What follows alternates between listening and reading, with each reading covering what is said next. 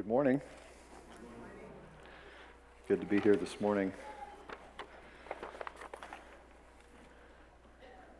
I got a couple of texts this week that said that they were praying for the message this morning. And I want to thank you for that, but I want to maybe create a bit of a picture of what that feels like. If you can picture one of you, and I'll use Les for an example. Les is living his life, and there was a murder committed, and somehow, through some devious planning, Les was convicted of that and sent to jail for life. Totally innocent, but he's behind bars, and there's nothing to do. He's pursued every avenue, and he's there, innocent, for someone else's guilt. And Mr. Trump, President Trump, is coming to Denver. And he doesn't know this, but he happens to be in the general populated area and can see on TV what is happening as Mr. Trump comes, and he's presenting, and he's the most powerful person in the nation. And he has the ability to pardon. And as Les is watching, he sees his friend, maybe he sees Rodney, that happened to go. He wants to meet Mr. Trump. And as Mr. Trump is making his introductions, he watches this, and all of a sudden he sees his friend there. And there's a brief conversation as President Trump walks down the line and shakes hands, and he pauses, and for some reason has a conversation with Rodney. And Rodney says, "Mr. Trump, I want you to know I have a good friend that's in prison, and he's innocent." And he uses Les's name. What do you think that would do in Les's heart? He doesn't know this is happening. What do you think it does to him? He knows that the president has the power to pardon him, to make it right. When you pray for your friends, when you pray for your family, you are talking to the one who directs the heart of Mr. Trump like rivers of water. He tells him what to do and when to do it. He directs him. That's God. So when you pray, and when you say, don't just put the words on a text feels good, but not as good as when you're actually talking to the one that has the power. That's what a prayer does. That's what it means. Don't take it lightly. You're talking to the one that has the power to pardon. You're talking to the one that can change everything, and whoever you're praying for can change everything in his life. That's what happens when you pray. That's what it feels like to me. When you're praying for the service, you ask God to speak through whoever's bringing the message, whoever's leading the songs. When you pray for that, you're talking to someone that makes a difference. So keep it up. I appreciate that.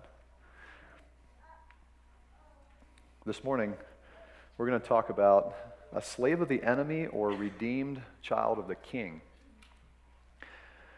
I was reading through Nehemiah and Ezra and some of the Old Testament prophets, and I came across a timeline, and it really disturbed me.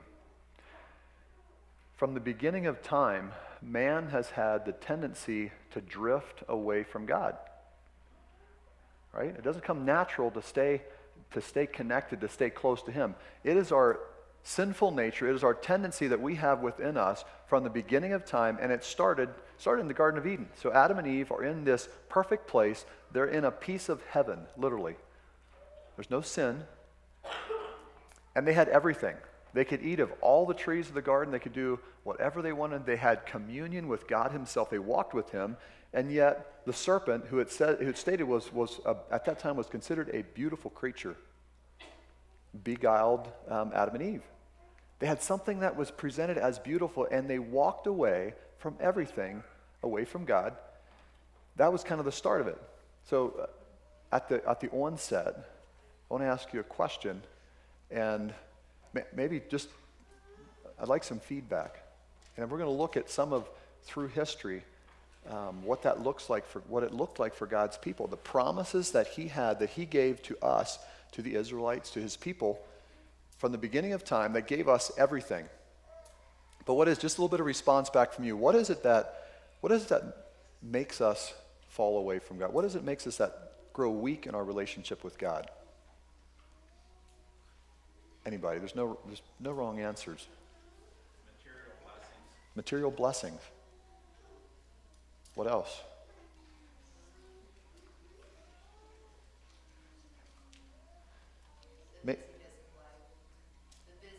Busyness of life. If you've ever watched, go ahead, sorry. Thinking that we're busy. Yes, if you've ever watched Nick. Have you guys seen the guy with no arms and no legs? Seen that video? You know what his acronym is for busy? Anybody remember that? Being under Satan's yoke is the acronym for busy. Can be true. Somebody else, what is it? Take it a little more personal. What is it that maybe makes you, if you sense those weak moments, or you feel some of those things, or what is it that you would say, man, if there was anything that would make me drift, what is it? A couple more yet. Lack of reading God's word. That's just being honest, right? That's spending time with him in prayer. And you probably know in your mind already some of those things, that the good points when you know you're connected with God, and the times when you're not. What are those things? So turn in your Bibles to Deuteronomy chapter 28. I'm going to read a passage of Scripture, and I'll just be honest with you. It's pretty blunt. It's pretty brutal. It's just being honest. It talks about the blessing of God, and it talks about the curse. And at the end of the day, it comes down to our choice. This isn't something that God makes us do. He's given us that free choice. But it's been interesting. So we already mentioned that this tendency started back in the Garden of Eden already. So if you look at a timeline and you start in Genesis, the first 3 chapters really have to do with the Garden of Eden and the temptation, and Adam and Eve, they fell. They began to drift away from God. So just 7 chapters into, this is history. And in those first 7 chapters, there's roughly 2,000 years. So there's not much covered in there. But we know that 7 chapters into it, or actually 6 chapters, we see a little bit of a clue of what's happening. And it says, the sons of God saw the daughters of men, that they were beautiful, and took them as wives. So there's some discussion surrounding this. So what is the sons of God? Is that like the angels? They came down from heaven and they were married to the daughters of men? I think it's pretty simple. I think there was good people and there was bad people. There were people that followed God, and there was people that had already drifted away from God. And they were living totally against the law of God. Even though the law of Moses wasn't there, the law of God was in their hearts. And I think it was just simple. Godly men looked outside of what they knew was right, and they saw the daughters of men that were evil, and they were beautiful. Just simple. That happens today, right?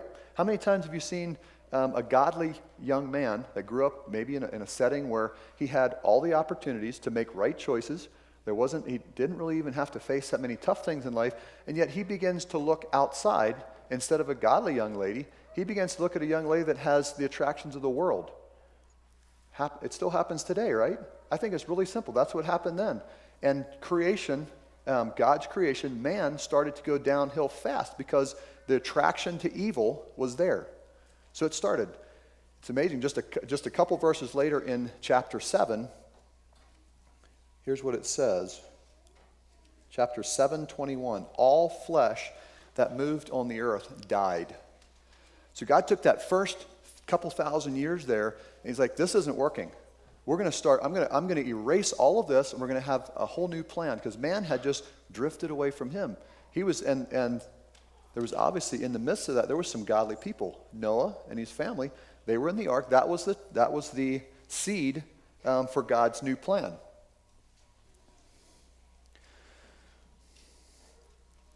Just a couple hundred years later, you have the Tower of Babel, right? So there's a fresh start.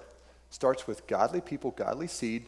A couple hundred years later, the people decide that just in case this flood happens again, we're going to build this massive tower all the way up to God. We're going to be like gods ourselves. God says, wait a second here. What's happened? This can't happen. This is not the plan.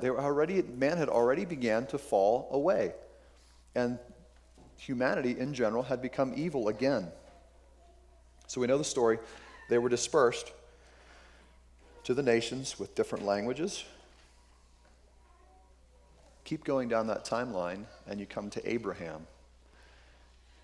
And God now began to take a specific group of people, beginning with the specific man, Abraham, and he gave his promises to him. And he said, Abraham, if you follow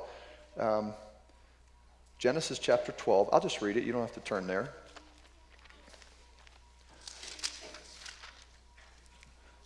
Genesis chapter 12, 1-3. And the Lord said to Abram, get out of your country.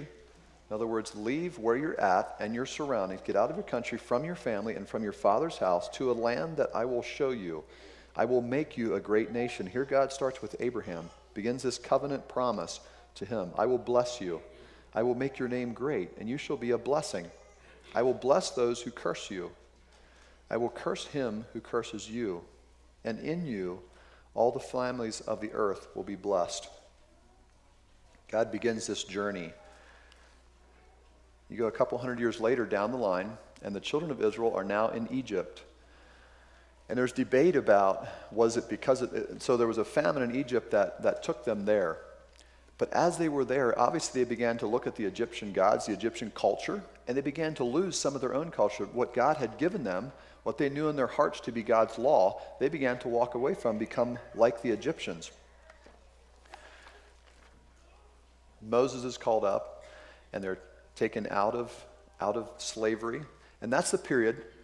I don't know if I said this earlier, but the thing that caught my attention was from the time of Abraham, the covenant promise that he had, until Jesus came, roughly in that time, there's about 2,000 years, half of that, the Israelites lived under either oppression or slavery, despite the promise in Deuteronomy chapter 28 that we're just about to read here. So this is the promise, Deuteronomy chapter 28. Follow closely, and you'll notice this is deeply rooted in the Old Testament as we read. There's a portion on the blessing, and there's a portion on the cursing that comes with it. The portion of the curse is about 3 times as long as the blessing. There's warnings. You maybe notice a bit of a different focus than how the New Testament presents things. Chapter 1, stay with me and realize before we go into this, we're gonna read some things we don't typically like to talk about, especially not in church. But remember, if you look down through history, almost all of this stuff came to pass. Almost all of this stuff happened. So as these things maybe are a little bit disgusting to you, realize that as the children of Israel walked away from God, a lot of these things took place. I think almost all of them did, that we can find in the Bible. Deuteronomy chapter 28, verse 1. Now it shall come to pass, if you diligently obey the voice of the Lord your God, to observe carefully all his commandments, which I command you today, that the Lord your God will set you high above all the nations of the earth. All of these blessings shall come upon you and overtake you, because you obey the voice of the Lord your God. Blessed shall be you in the city, so shall you be in the city, and blessed shall you be in the country. Blessed shall be the fruit of your body, and the produce of your ground, and increase of your herds, the increase of your cattle, and the offspring of your flocks. Blessed shall be your basket and your kneading bowl. Blessed shall be you when you come in, and blessed when you go out. God will cause your enemies who rise against you, just backing up, those blessings, they cover pretty much all of life. When you're in your house, when you're out, when you're cooking, when you're raising, when you're going about your job, that blessing pretty much covers everything. Verse 7, the Lord will cause your enemies who rise up against you to be defeated before your face. They shall come out against you one way and flee before you 7 ways. The Lord will command the blessing on you in your storehouses and in all which you set in your hand. And he will bless you in the land which the Lord your God is giving you. The Lord will establish you as a holy people to himself, just as he has sworn to you, if you keep the commandments of the Lord your God and walk in his ways. Then all the peoples of the earth shall see that you are called by the name of the Lord, and they shall be afraid of you.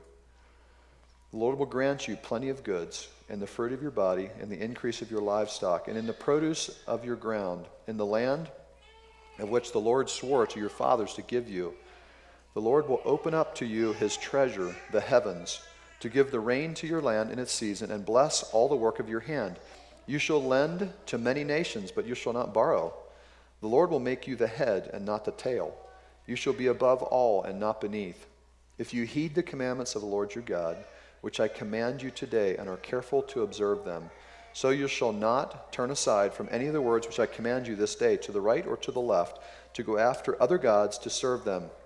But it shall come to pass, if you do not obey the voice of the Lord your God, to observe all of his commandments and his statutes which I command you today, that all of these curses will come upon you and overtake you. Cursed shall you be in the city. Cursed shall you be in the country. Cursed shall be your basket and your kneading bowl. Cursed shall be the fruit of your body and the produce of your lands, the increase of your cattle and the offspring of your flocks. Cursed shall be when you go in, and cursed shall be when you go out. The Lord will send on you cursing, confusion, and rebuke in all that you set your hand to do, until you are destroyed, until you perish quickly, because of the wickedness of your doings in which you have forsaken me. The Lord will make the plague cling to you until he has consumed you from the land which you are going to possess. This is being spoken to the children of Israel before they went into the land of Canaan. That's why it talks about the land which you are going to possess. The Lord will strike you with consumption, with fever, with inflammation, with severe burning fever, with the sword, with scorching, with mildew. They shall pursue you until you perish. Your heavens, which are over you, or your head shall be bronze, and the earth, which is under you, shall be iron. The Lord will change the rain of your land to powder and dust. For the heaven it shall come down on you until you are destroyed. The Lord will cause you to be defeated before your enemies. You shall go out one way against them, and shall flee 7 ways before them. You shall become troublesome to all the kingdoms of the earth. Your carcasses shall be food for all the birds of the air and the beasts of the field, and no one shall frighten them away. The Lord will strike you with the boils of Egypt, with tumors, with the scab, and with the itch, for which you cannot be healed. The Lord will strike you with madness and blindness and confusion of heart. You shall grope at noonday as a blind man gropes in darkness. You shall not prosper in your ways. You shall be oppressed and plundered continually, and no one shall save you. You shall betroth a wife, but another man shall lie with her. You shall build a house, but you shall not dwell in it. You shall plant a vineyard, but shall not gather its grapes. Your oxen shall be slaughtered before your eyes, but you shall not eat of it. Your donkey will be violently taken away from you, and shall not be restored to you. Your sheep shall be given to your enemies, and you shall have no one to rescue them. These are physical things that happen. Today we live in the age that we live in. A lot of these implications are made spiritually. When you make spiritual concessions, we don't often have physical things taken away from us, but in a spiritual sense, we come to the same destruction and death. Your sons and your daughters shall be given to another people, and your eyes shall look and fail with longing for them all day long. There shall be no strength in your hand.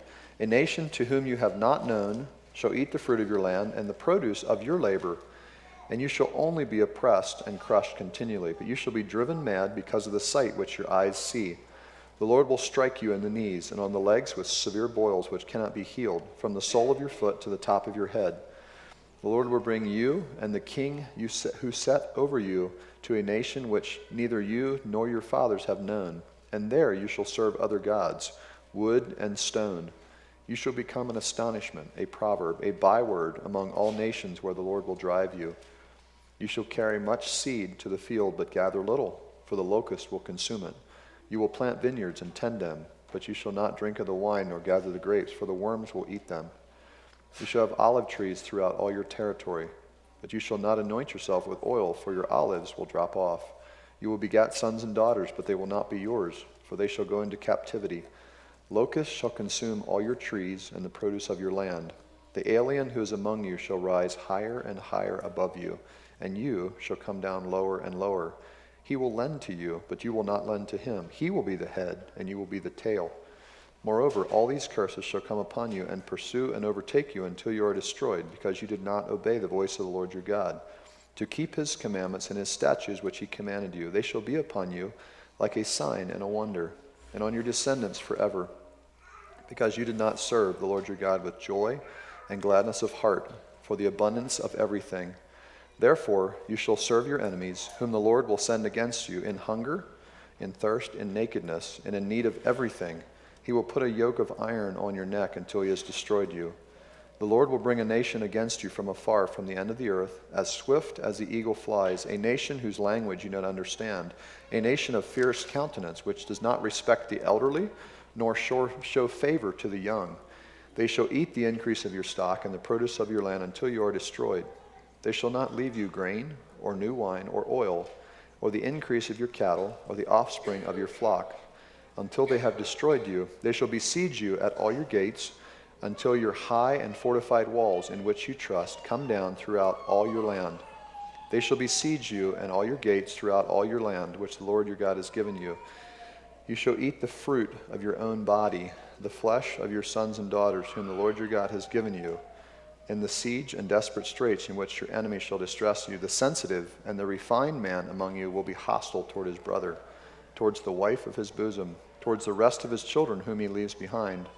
So he will not give any of them the flesh of his children whom he will eat, because he has nothing left in the siege and desperate straits in which your enemy shall distress you at all your gates. The tender and delicate woman among you, who would not venture to set the sole of her foot on the ground because of her delicateness and sensitivity, will refuse to the husband of her bosom and her son and her daughter, her placenta which comes out from between her feet, and her children whom she bears, for she will eat them secretly for lack of everything in the siege and desperate straits in which your enemy shall distress you and all your gates. If you remember, the story, I believe, was of Hezekiah.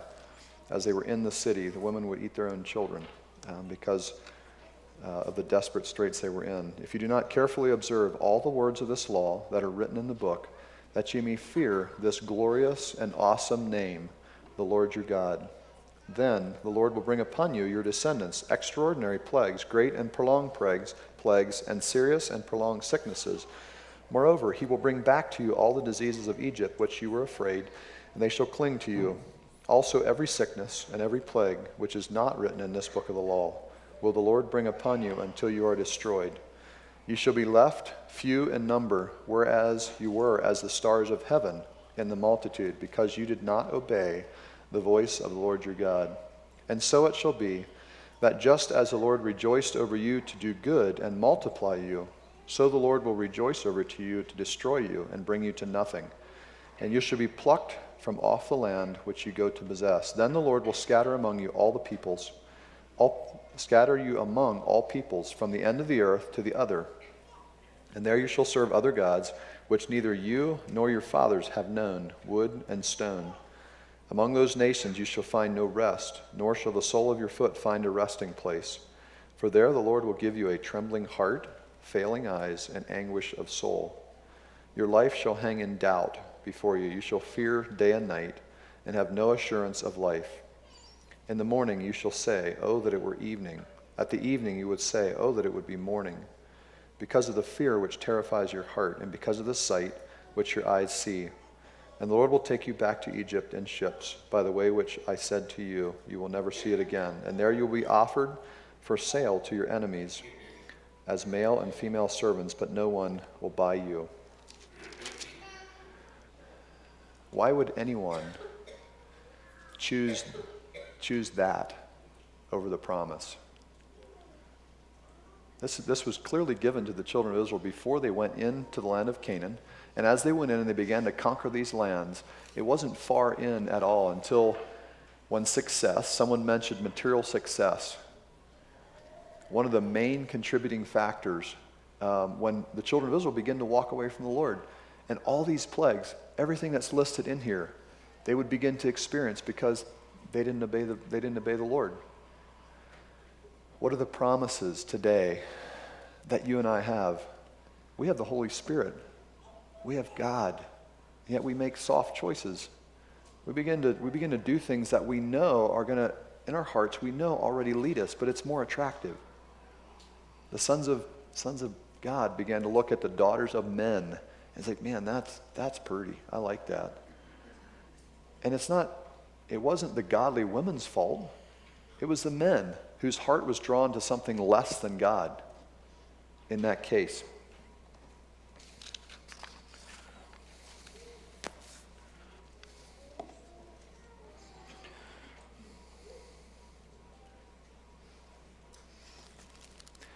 I want to read one more passage, Joshua 1. This is a favorite, but it kind of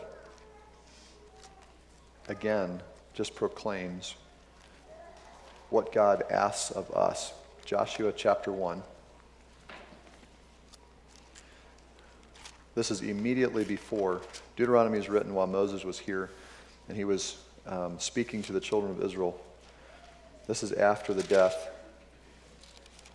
After the death of Moses, Joshua is put into place, and God again reiterates to the children of Israel all that he asks of them.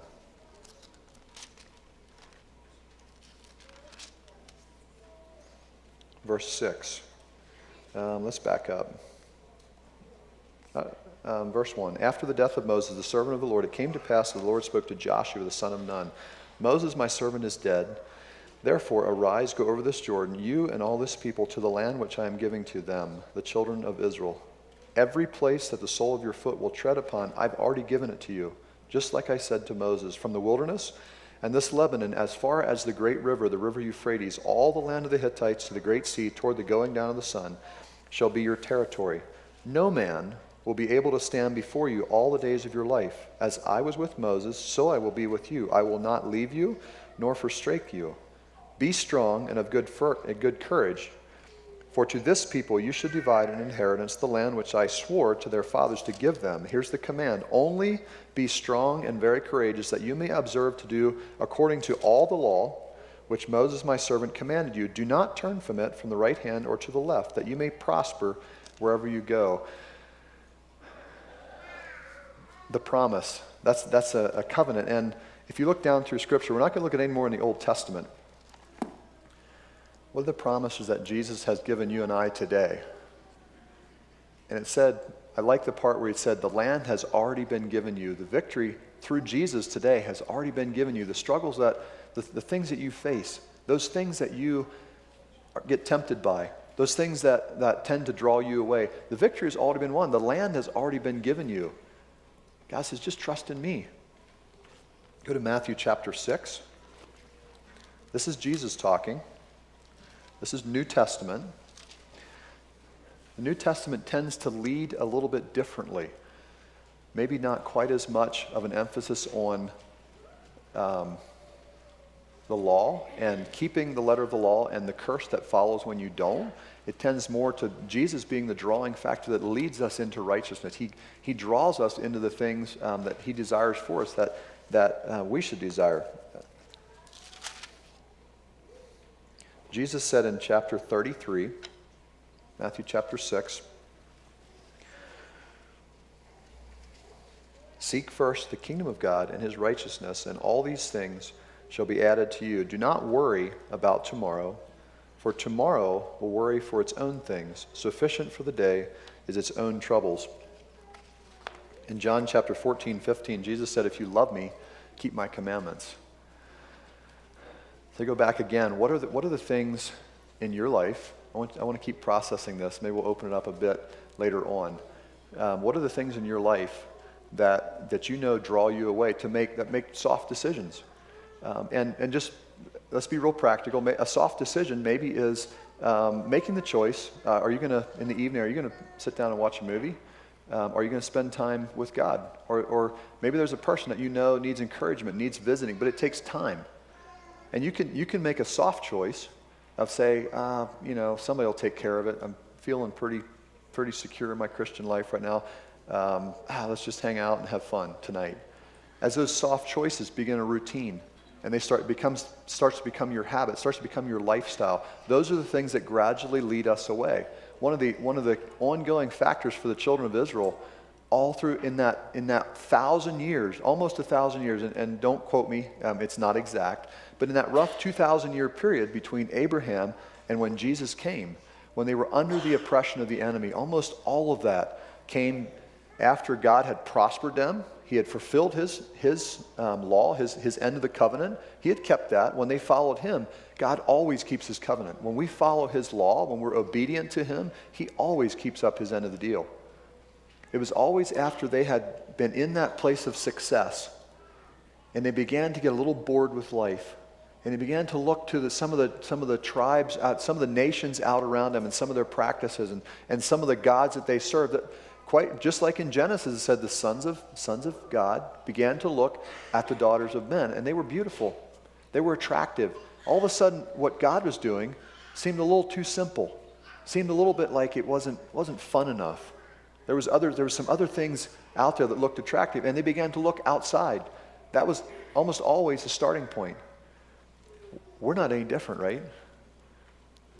How many times in your mind you see some things out there that look kind of attractive? They look fun. They look like they'd be a good time. And yet, as we make soft choices and begin to dabble in that, we move that direction, it directly affects the promises that God has given to us as His children. Right after John 14:15, the verse before that, John 14:14, it says, "If you ask anything in my name, I will do it." That's one of the promises that God gives His children. Right after that, He says, "If you love me, keep my commandments." Do you think those two are tied together? Do you think we can say, I love God. I don't feel like I really need to do what He does, what He asks me to do, but I can ask Him and He'll do anything. I don't think so. I don't think it works that way. Those two are very tied together. Our lives, our obedient lives to Him, is when He says, "That's my children, obedient to my word." 1 John 5:3 says, "This is the love of God, when we keep His commandments."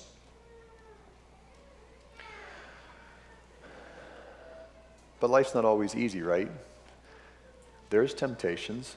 There's the same tempter that went to Adam and Eve in the garden where it was perfect.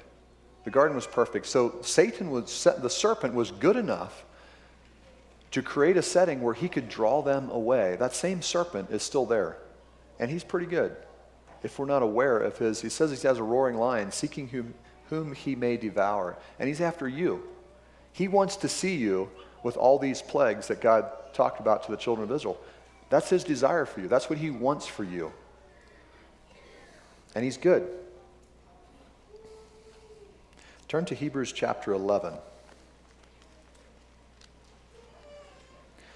I'm going to look a little bit at, so in your mind, if you haven't said, how many of you, the question I asked earlier this morning, what is it that draws people away, and what is it that draws you away? Is it soft choices? Is it sin? Is it immoral things? Is it sexual desires? Is it money? Is it materialism? Is it dishonesty? Popularity? It's interesting. I had to think this week. Photography used to be kind of an art where it would capture moments in people's lives. People that, and it would catch, a lot of times it would catch the best and the worst, but good photography would catch someone right in the middle of something that they really enjoyed to do. A lot of times, good photography would be someone engrossed in something that was a great desire for them. They loved to do it. Maybe it was a favorite hobby. Maybe it was some type of work. Whatever it was, good photography would capture that moment, and it would tell a story about that person. So when someone else would do that, they would take a picture of you in the midst of your life, doing the things that you were created to do, doing the things you were like to do. Good photography would capture that. Let me tell you, selfies have changed that. Let's just be real. They don't capture real life. They capture a created scenario so you can market it online. And many times it's not even who you are. It's the image that you want to present. Let's just say there's a dating couple, and there's a young man is looking on Facebook, or I know that's antiquated now. Instagram, Twitter. I don't even know. There's probably something new out after that yet. But let's just say he's watching this. He's seeing these pictures of this young lady that she puts on, and all pictures of herself that are involved in different areas of life, none of which are very real. And he has the opportunity. So they create a relationship online, and they begin to get to know each other. They think, but based on what is seen, instead of photography capturing pieces of that girl's life that she loves and enjoys, and I'll use Monica for example. Photography might have captured her in the midst of playing a worship song that she is deeply engrossed in, thoroughly enjoys to play, and loves the piece of worship. That young man looking at that, I say, man, that's the kind of girl that I'd like to have. I want a godly woman that loves music. I like music. That loves those kind of things. It begins to create sorry, you're kind of feeling kind of marketable here now, aren't you, Monica? But you love that kind of thing, and you're attracted to it, and you see it. And you might walk into church later from another state or whatever because you're pursuing this young lady, and you see her right in the middle of what that photography captured, and it's like, oh, that's exactly what it was supposed to show. Let's be honest, selfies don't always show that. It's not really even the real person. And this young guy might come and feel like, so the piano was a great prop, and music's kind of the rage right now, and worship music's kind of the rage, so we do selfies and stuff with that, put it online. It's not even really who you are. But it was great to market. It got lots of follows, got lots of Twitters or whatever you call them. Just by nature, Instagram has followers, right? Is that not extremely self-centered? Right? How many likes you get? That's all about me, creating me, putting me out there, and the smile that's on there. That guy wants to know the real you. He don't want to know something that was doctored up and looks really nice on a picture. It's just not a reality of what life is sometimes. Reminds me of something I heard at a wedding. So this gentleman went to an opera. He liked music, and so he went to an opera, and he was up in the seats, way up top, and it was a huge auditorium, and as he looked down in the center in the stage, way down, 150 seats below him, this beautiful lady in the light began to sing, and the high notes just sent chills up and down his spine. He was so enamored by the end of the opera that he knew this was the lady that he needed. This was his future wife. So he made the contact, and he began to court her, and it was great. Just a very short whirlwind romance, because he knew it's who he wanted. This is who he wanted. So they got married, had music at the wedding, and they left, and they were on their honeymoon, and the first night as they were preparing for bed, he sat there, and she took her glasses off, and she removed her wig, and she took off her fake eyelashes and unstrapped her prosthesis, and he was also preparing, but he just sat down with ever widening eyes as she began to remove all the artificials in her life. And at some point he just couldn't take it anymore. He said, "Sing, woman, sing, please." That's all he had. The picture of something that wasn't real, right?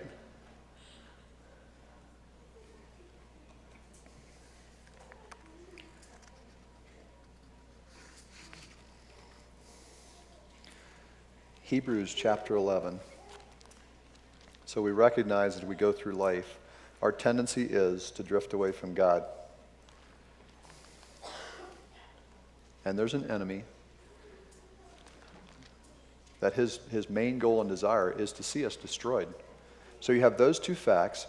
You have the promises that God gave the people in the Old Testament. You have the promises that he has given us in the New Testament. The Israelites, in this case, were getting ready to travel into the land of promise. That's what had been promised to them. It had been promised to Abraham way back when, that God would bring his descendants back into that land again. And they had before them the choice. Do they want to live under the curse of sin, or do they want to live with the promises of God? And it's our choice. We make those choices, right? It's not, the devil can't force you to do something. God gives you the choice. You have to make the choice. You decide, will you make a soft choice, or will you stick with it? Will you follow God's commandments? Hebrews chapter 11, the end of the chapter. This is what is laid out before us. You're not the only one. These are people that have stuck with it. The first part of Hebrews lists people throughout this journey. And I want to say, even though the Israelites were in oppression or in slavery, God had his faithful people right through the midst of that. Daniel, beautiful example of someone in the midst of captivity and oppression, rose to the top because he was faithful to God. Daniel made the choice, in spite of what his nation did. He was not going to make soft choices. 3 times a day, he knelt before his God and prayed. He didn't care if it meant death. That's not a soft choice. That's deciding in your heart that what God has for you and the promises that God has for you are worth more than what the devil has to offer. Look at Daniel's life. 3 different kingdoms. Daniel was the top official in the nation. That doesn't happen. That doesn't happen without God. So this is the list of people in Hebrews chapter 11. I just want to read down through this. These are people, we're going to start at verse 32. Hebrews chapter 11, verse 32. These are people that decided that the promise of God and the blessing of walking in God's will was more important than what the world had to offer. Verse 32, what more shall I say? For the time would fail me to tell of Gideon, of Barak, of Samson, of Jephthah, also of David and Solomon and the prophets, who through faith subdued kingdoms, worked righteousness, and obtained promises, stopped the mouths of lions, quenched the violence of fire, escaped the edge of sword, out of weakness were made strong. They became valiant in battle. This is by sticking with God's promise. God strengthened them. They became valiant in battle, turned to flight the armies of the aliens. Women received their dead, raised to life again. Others were tortured, not accepting deliverance. They didn't take the easy way out. They decided it's worth being tortured, not accepting deliverance that they might obtain a better resurrection. Still others had a trial of mockings and scourgings, yes, of chains and imprisonment. They were stoned. They were sawn in two, were tempted. They were slain with the sword. They wandered about in sheepskins and goatskins, being desolate, afflicted, and tormented, of whom the world was not worthy. They wandered in deserts, in mountains, in dens, and caves of the earth. All of these, having obtained a good testimony through faith, did not receive the promise. That means they didn't get to see Jesus come. God having provided something better for us, that they should not be made perfect apart from us. All of these men and women laid the groundwork that we could receive the promise of Jesus Christ. And this is us, chapter 12. Therefore we also, since we are surrounded by so great a cloud of witnesses, these men and women of faith, stand in heaven and cheer us on. Let us lay aside every weight and the sin which does so easily ensnare us, the sin and the distraction since the beginning of history from the Garden of Eden ever since then has drawn men slowly away from him. And the sin which so easily ensnares us, and let us run with endurance the race that is set before us, looking unto Jesus, the author and finisher of our faith, who for the joy that was set before him endured the cross, despising the shame, and has sat down at the right hand of the throne of God.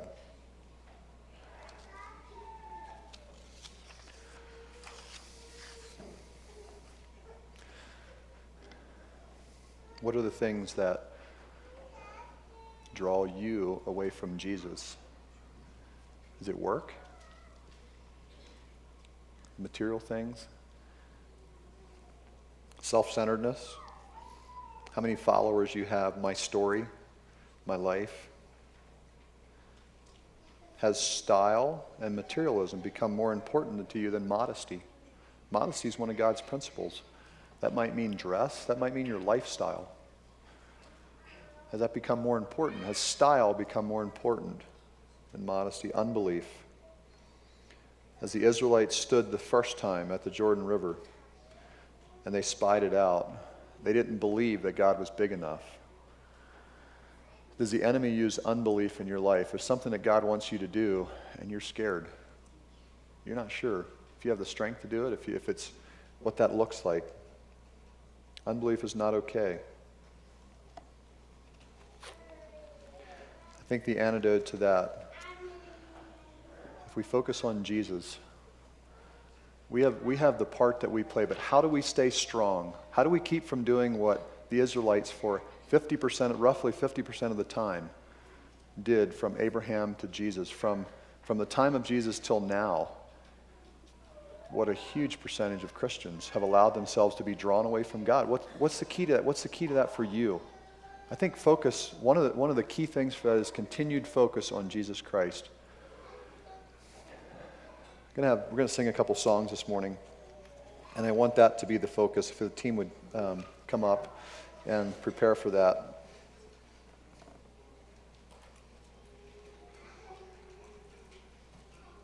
Jesus said, "Come unto me, all you that labor and are heavy laden, and I will give you rest."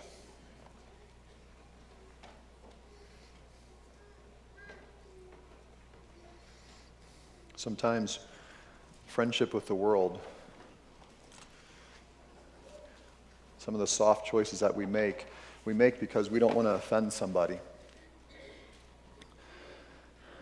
So we befriend the world, someone that's not a Christian, and we really care about them. And yet when it comes down to it, all of a sudden our friendship with them becomes strong enough that we don't want to offend them. We know that there's sin in their life, and we don't want to say anything about it because we want to establish a friendship. We want to continue that, and there's a time and a place to establish that. But I see so many times that fear of offending begins to carry over to where we don't have the courage to say anything. We don't have the courage to address that, and all of a sudden, instead of us influencing them, they're influencing us. And that weakness that comes, that lack of courage begins to draw us away. Jesus himself was called a stumbling block to those that don't believe, and a rock of offense. And that was to the Jewish people. Revelation is clear. Chapter 21. Heaven, the new heaven and new earth, is for overcomers. And it follows up with that. It said it's not for the cowardly, not for the unbelievers. It's not for the abominable, for murderers, for sexually immoral, sorcerers, idolaters, for liars.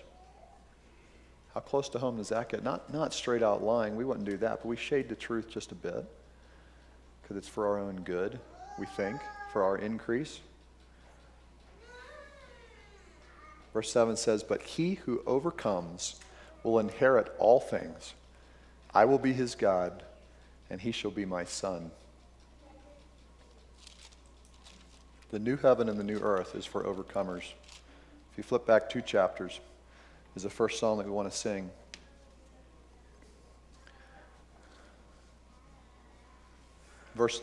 Chapter 19. "After these things I heard a loud voice," this is in heaven, this is around the throne, "of a great multitude in heaven, saying, Alleluia! Salvation and glory and honor and power belong to the Lord our God. For true and righteous are his judgments, because he has judged the great harlot who corrupted the earth with her fornication, and he has avenged her blood. He has avenged on her the blood of his servants shed by her." You're welcome to stand if you'd like to. You don't need to. We're going to sing this song, "Salvation Belongs to Our God." I think one of the keys to keep us drawn to Jesus Christ is to focus on him.